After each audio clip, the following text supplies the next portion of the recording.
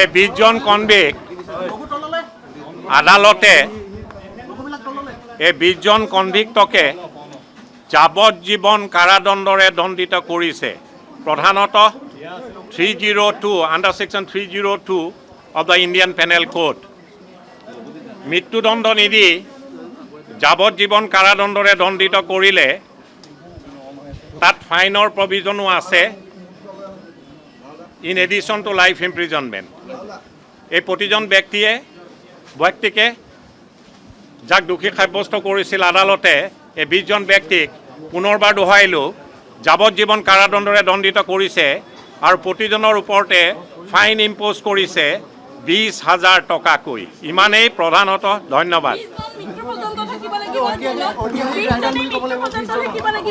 ইয়াতকৈ বেছি কোৱাৰ পৰা বিৰত থাকিলোঁ।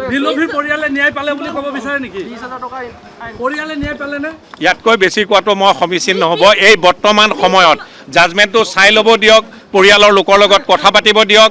তাৰ পিছত যদি কাৰোবাৰ কিবা আখুৱা থকা বুলি ইয়াত ভাবে নিশ্চিতভাৱে বিহিত ব্যৱস্থা গ্ৰহণৰ বাবে আইনগতভাৱে ভিক্টিমৰ পৰিয়াল আগবাঢ়িব পাৰিব।